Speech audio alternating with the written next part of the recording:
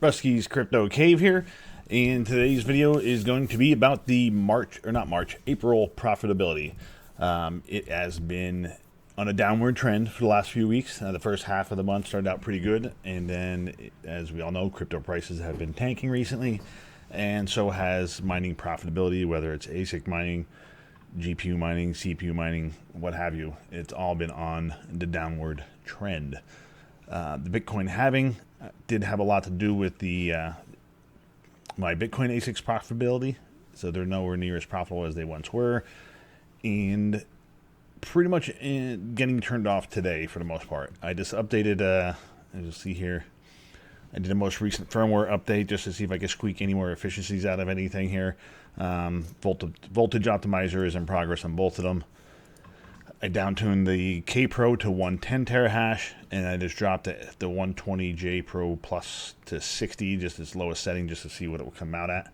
That is also still running. And we go over to brains on the 104. This might do this goofy thing where it might take a little bit to load. There it goes. I also lowered that to the lowest setting, and this is just running pretty much around a 1700 watts. 1650 I think is what I had the power set at. And it's running the voltage optimizer to see where the hash rate would fall out into. It looks like it's between 65 and 70. So either way, it's probably not going to be profitable. So it's probably going to get turned off anyway. But I'm just going to let that run its course, see where it ends at, and then we'll decide from there. But I'm pretty sure the first one that's getting turned off is the J Pro Plus. That one is probably getting shut down as soon as that voltage optimizer finishes running, because it's going to see where the math works out, and it's probably getting shut down. K Pro, I'm still probably going to leave on, even though if it might not be, the way it's looking right now, I might be losing like 50 cents a day, something like that. I'll probably still leave that running, just because that's not too terrible. But the other two are probably getting shut down, because you can see here, it can hop on my NiceHash account. The past week, it's only been about 1328 a day. It hasn't been good because my cost per day is around $18. So it's been about $5 a day for all three of them combined running. So for the last week, most of the last week anyway. These were probably break-even areas, and then as you see, it's been just down. So anyway, that is that. So that's part of it. So let's get into the spreadsheet here. There's been a lot of mining transactions because I was mining Pyron and selling it and swapping it in the Oxa and whatever else I was doing, and so there's going to be a ton of transactions on the mining side. Got 102 transactions, which is way more than normal. So did do a lot of trading out, whatnot, and then at the end of the month is when I swapped to Unmineable, and that's been easier. Definitely reduced the number of transactions near the end of the month, because you can see here, 21st. There's only about 25, 30 transactions there. And just for the first week, 35 transactions. So it's number of transactions definitely slowed down just because I've been using Unmineable. Anyway, put it that way.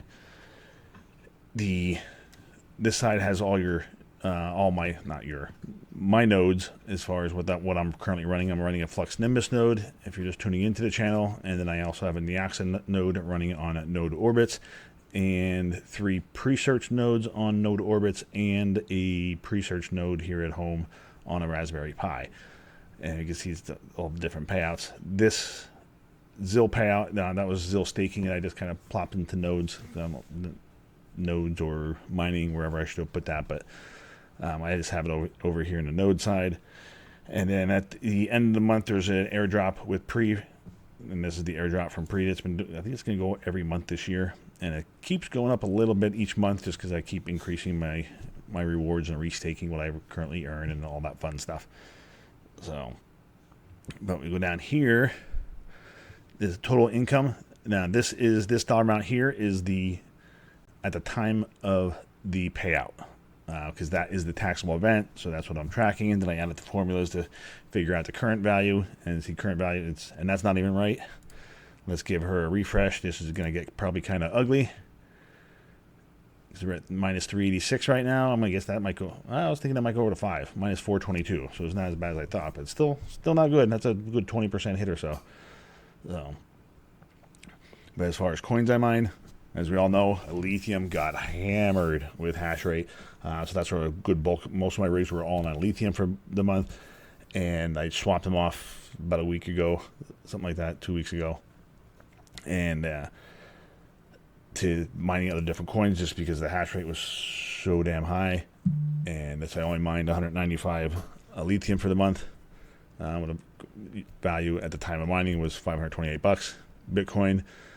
0.0122 Bitcoin for a value of 757, 55 Dynex, 51 Flux. That is all node income, and then it's $50.61 value at the time of mining. 3,500 Caspa, just under 64,000 Neoxa, and then that wasn't really direct mining. That was from node income, and then the Pyron to Unmineable and swapping to Neoxa. That's where that came from. Octaspace, that is on the Jazzminer X41U. Pac-Man, finally received the Pac-Man payout. That's also dual mined with the Jazzminer. Pyron, 1,726 Pyron mined directly, and that was pretty much all swapped out. I do have about 300 Pyron or so in trade ogre yet with sell orders at various spots, but as we know, Pyron's been going in the opposite direction of where my sell orders are at, so it's not a whole lot, so I'm just going to let them in there and just when they fill, they fill. And if I lose it, I lose it. It's only like $15, $20 tops. So it is what it is with that. Chia, that was one of my mistakes. Whoops. Big old $1.62 a month on a $500 machine. Yeehaw. Oh well. Doesn't use a whole lot of power, so I'm just going to let it do its thing. Maybe we'll get a nice pump in Chia.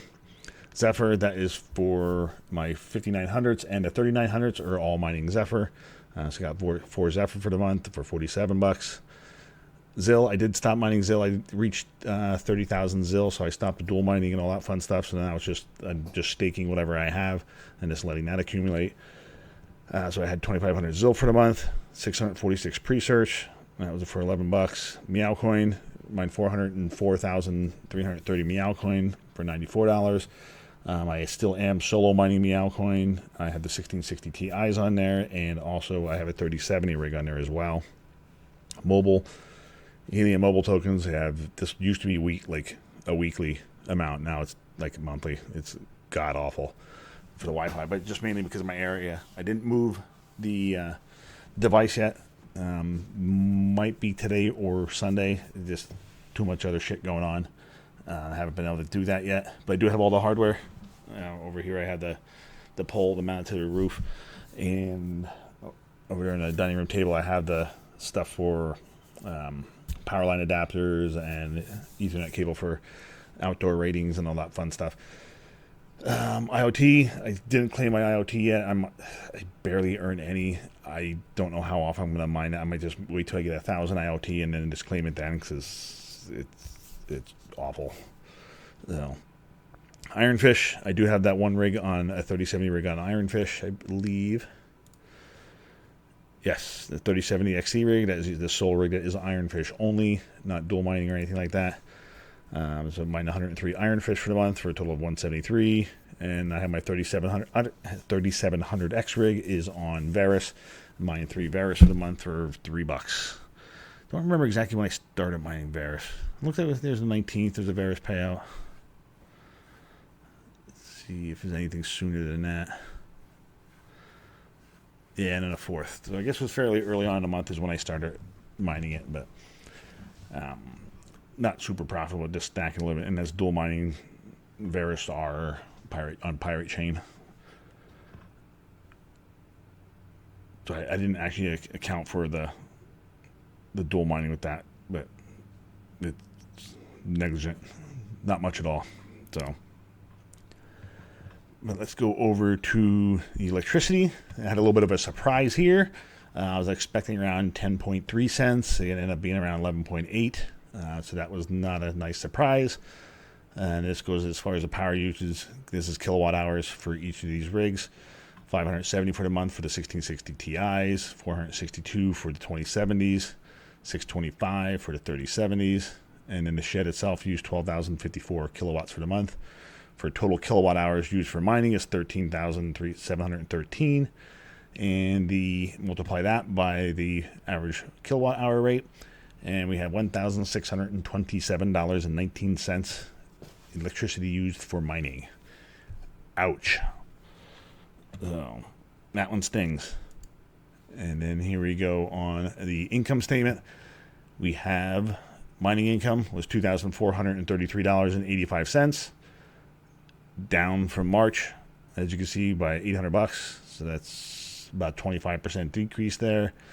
Node income is $142 compared to $241 the month before, down $100. That's like 50-60%.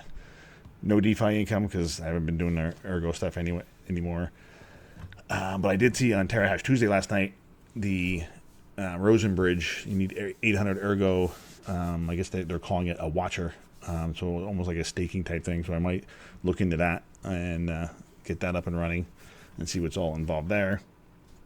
And then here you can see the electricity, almost probably a 45% increase month over month. Hosting fees stay the same at $40, which is 3 pre-search nodes at $2 a piece for $6. The one Neoxin node at $6, and the Flux Nimbus node at $28. And then that leaves a profit for the month at $908.82. And that's considering the mine value. And if you go here, that $2,500 is now actually that. So there's $422. Current value is $422 less, $423 less. So $423 off of that, you're $490 something. So yeah, $480 something, whatever it is. No bueno. Big difference from the month before. But crypto prices are down. Hopefully, maybe as some other miners turn off and stuff like that, our yields will increase, and we can at least stack some more coins for what we're doing. I'm going to keep on. I'm keeping the GPUs on. I'm not turning any of the GPUs off. I am turning off definitely the 120 Pro Plus, and then probably the 104. Those are getting turned off. Caspa miners are staying on. The other thing I did, the KS zeros, I combined them onto one address because they, for all intents and purposes, as of last month with the drop in Caspa, now that maybe they're not breaking even, but when Caspa was up around 11-12 cents, they were, for all intents and purposes, pretty much broken even, paid themselves back. So I just decided, I'm just going to put them on a single address and had them mining on the same account. So just because it was taking so long, and I had the payout set at $200 or 200 Caspa, which is current value right around $21. And then the KS2 is still hammering away on its own. We actually hop in the spreadsheet here and do a little update on the KS2. Last payout, I had 2 payouts in April on the KS2 on the 17th and the 27th. Actually 3, the 6th, the 17th, and the 27th. So there's 3,000 Caspa there earned for the month. Roughly about, let's see, 253, 371 bucks roughly for the month. Currently worth 104. And break-even percentage as far as Caspa goes for the amount of coins, it's 40%, 46% of the way there. Break-even in US dollars mined is 52%. And the break-even in US dollars current is 44%. So the drop in price definitely reduced it. And down here, I was playing around future Caspa price. What I currently have, it just put 50 cents in. It's worth $9,500, which would be sweet. Break-even Caspa price as of right now, it would have to go to 23 cents. And then the coins that I mined, it would have broken even in US dollar terms, not Caspa mined terms, because that's an absolute number as far as 41,000. That's about what I sold in Caspa to liquidate into USDT to buy the KS2. And I covered in previous videos multiple reasons why I did that, just to lock in some gains, all that stuff, just because I've had most of my Caspa was mined at less than a cent. So it's not a profit until you lock it in and sell it. So because as we can see, all this paper profit, this $2,500, that's all on paper. That could evaporate just as quickly and go to nothing. So until you sell, it's not really a profit. Where am I at here? But Anyway, that's what the month of April looks like. Going into May, some of the changes, like I said, most likely 2 ASICs are getting shut down. I do have more hardware. The CMP 100 210s, I have to get them into a service case and get them out in the shed. And but I'll have to get the ASICs moved around and shut down and free up some space and figure out what breaker I'm going to put those on. More than likely the green or the blue one, because those are the ones where the ASICs will be coming off of. So just not sure which one yet. So those will get turned on. Not 100% sure what I'm going to mine with them yet. Either maybe some Ergo, maybe try Ironfish, maybe try Meowcoin. They do very like 44 or 45 mega hash or something on Kapow. So they do very well on Kapow as well. So we'll see once I get them up and running. But I need to get the ASIC shut down and get the power freed up there first. And then I'm also going to hop on the PP&L's website and see about swapping suppliers again and play that whole game again as far as bouncing around, which is a pain in the ass. Really missed Inspire Energy with the whole unlimited plan. That was so great. It was a year-long contract, and it was just abused the hell out of it. And not the only one, so that's probably part of the reason why they're no longer around, because they just probably couldn't take the abuse anymore. So it is what it is. So now we just got to deal with the repercussions. So, oh, and actually, while we're here, Neoxa update. I got sitting on 263,000 Neoxa. I had that on iNodes. So everything I do get from node rewards and all that stuff with Unmineable, I am just shipping over to iNodes. So a little over 25% of the way there towards another node. So basically 26.3% of the way there. And Unmineable. And then I got 3,000 in Unmineable. Usually when that gets around 10, 20,000 or so is when I'll ship it off to the wallet and then send it to iNodes and just keep on stacking just to keep on earning more. So, but if you are utilizing Unmineable, you can use a referral code. I'm using Chump Changes here, CCXD. My referral code is RCC. If you want to use mine, and that'd be greatly appreciated. Help me stack some more Neoxa, and get me to a second node. So, but overall, profits are definitely down. Hopefully May gets better. I do have a feeling we're probably going to see, Bitcoin's down to 57 grand today. So it might stay deflated for a while, because it's usually a few months after the halving is when it really starts to take off. So maybe the fall of this year is when we'll start seeing something good ramp up and maybe just tread water in the 50s for the summer, or who knows. But either way, I'm going to keep on mining as much as I can, as long as that makes sense anyway. And if it obviously it doesn't make sense to keep the other two ASICs on, I'm not going to lose that much money just to keep them running. I could just dollar cost average and then buy the Bitcoin if I wanted to do it that way, which might be a possibility. But to date, I've only bought about $300 worth of Bitcoin a couple years ago. Everything else has been mined that I've had, so don't really plan on buying a whole lot more. So we'll see. But anyway, until the next video, we'll catch you later.